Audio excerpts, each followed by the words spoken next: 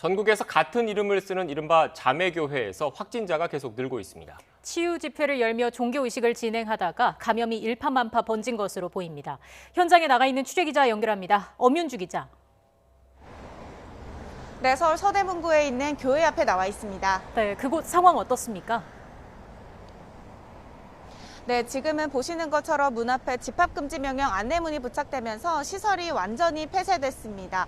조금 전 오전 11시 서울시가 발표한 신규 확진자 현황을 보면 이곳과 관련된 신규 확진자는 2명 더 늘어 누적 확진자가 최소 203명에 달합니다. 여기에 이곳에서 처음으로 확진자가 나온 건 지난달 31일이었는데요. 다른 시도 종교 집회에 참석한 대전시 교인이 이곳에서 열린 집회에도 참여하면서 감염이 번지기 시작했습니다. 특히 역학조사를 하던 중 전국 13개 지역에 자매교회가 있다는 것이 확인됐고 각 교회에 속한 교인들이 다른 교회에 번갈아 가면서 치유 집회를 열어 종교의식을 진행했던 것으로 파악됐습니다. 이 과정에서 확산세가 빠르게 전개됐는데 현재까지 확진자가 나온 지역만 12개 시도에 달합니다. 이 가운데 교인 등 교회와 관련된 사람이 160명으로 대다수를 차지했고 이들에 의한 추가 전파 사례는 41명으로 집계됐습니다.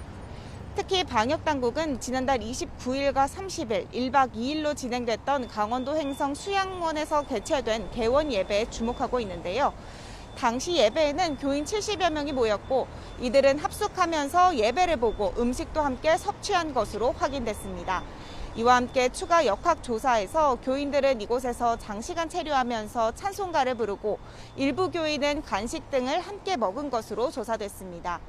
현재 서울시는 이 교회의 협력교회 2개에서도 추가 확진자가 발생하자 해당 시설도 폐쇄하고 교인을 대상으로 검사 안내를 진행하고 있습니다. 네, 이외에도 다른 집단 감염 사례도 알려주시죠.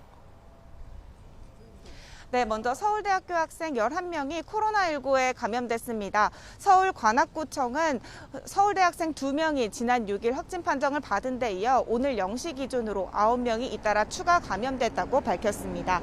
방역당국은 먼저 확진된 학생이 학내 동아리 활동을 하는 과정에서 바이러스가 전파된 것으로 추정하고 있습니다.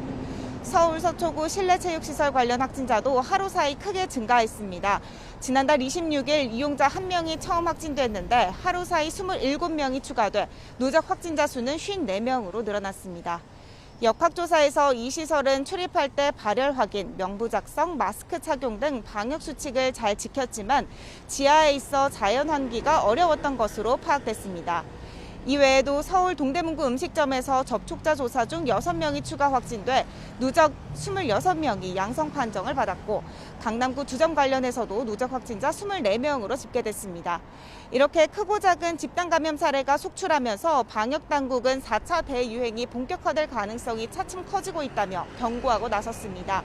그러면서 불필요한 모임은 취소하는 등 방역의 긴장감을 유지해달라고 거듭 당부했습니다. 지금까지 서울 서대문구 교회에서 YTN 엄윤주입니다.